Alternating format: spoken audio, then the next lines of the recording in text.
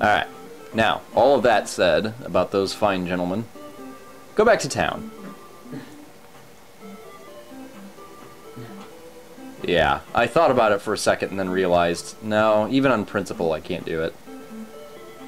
Now here is an interesting moment. This game has some interesting moments where you don't necessarily have a clear idea of what to do. In her case, you get water. God knows where you store it. I mean, I'm assuming that since you don't have a water pouch, you just have a sword, shield, and tunic, that you just kind of drink it and then French her.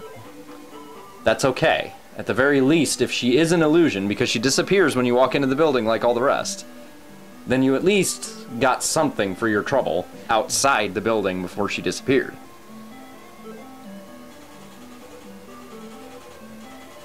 But in this case, it's actually worth it. Now, whereas the fairy is mainly just an arbitrary, hey, you need to jump just 2 inches higher to get over this obstacle, the fireball is actually quite useful. In general, it doesn't do fuck against strong enemies, but it'll kill those jumpy bastards and any other armored creatures that you can't damage normally, and those guys are just wonderful for the level grind. So the fireball, in this case, was worth visiting a creepy pedo guy. Oh yeah, revived. That's one case where you know you're getting your money's worth.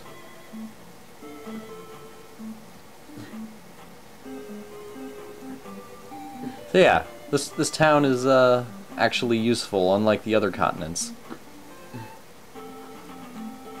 In fact, this continent is generally very good for everything. And here is an example of fighting these guys. Sometimes they will just relentlessly pursue you with their eye closed, and how they do that, I don't know. Gaming code, alright, fine. If you want to be a party pooper and give the obvious douchebag answer. But if you really want to immerse yourself in the world of Zelda, you have to admire these guys. I mean, they must be like true rapist eyes. They know where to find you whether their eyes are open or not. They're just that good.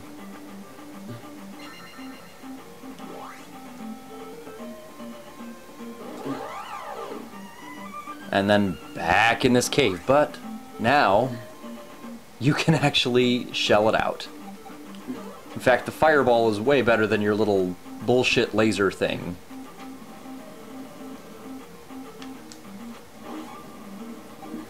Oh yeah, that's right. Those guys just... I think they're supposed to be some kind of Dodongo. Although, given that you don't get bombs in this game, you have to use fireballs against them, which is much more stylish. And, of course, they give you 50 experience a pop. That is inarguable.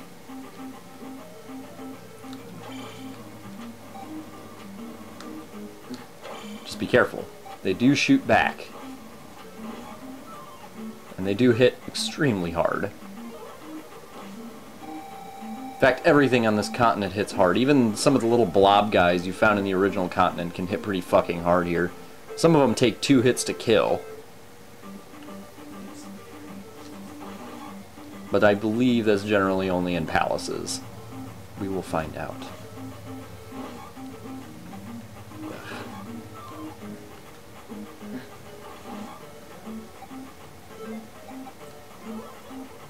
Anyway. More bullshit traveling. More arbitrary, hey, we're gonna throw up a group of enemies and other such things just to annoy you. In this case, it's not so bad that it's blue Octoroks. It's bad because they put these awful bubbles in the way. The fact that Link can be damaged by a bubble says something about how much of a pussy he can be. For as badass as he can sometimes be, the bubbles just, ugh. So go back in here, recharge your libido, go back in here, pray your dick doesn't fall off, and then get ready for a number of very useful abilities. Special medicine, no doubt. As special as candy from a strange man in a windowless van.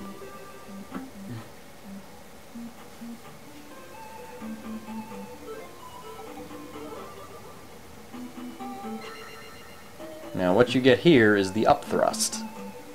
Yes, thrust. Blatantly sexual in vocabulary, undeniable in usefulness. This is what you use to beat the shit out of eyeballs. It's not as general purpose as the down thrust. The down thrust can be used against just about anything. But it is just indisputably useful to you. If you want to nail one of those bouncy ping-pong fireball guys in a palace, you hit them with that shit as they're coming down, and then you run like hell. Rinse, repeat. In fact, you can use that to kill them with just as much ease.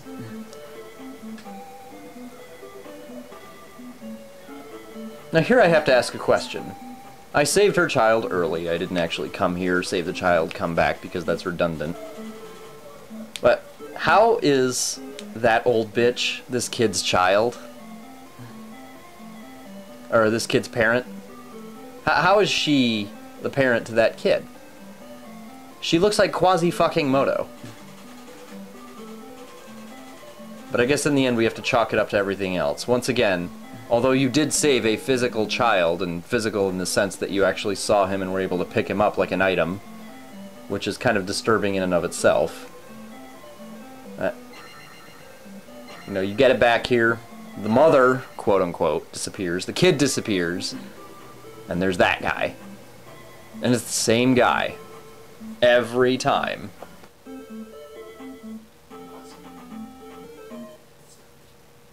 Stop it here. Won't stop the camera. Why?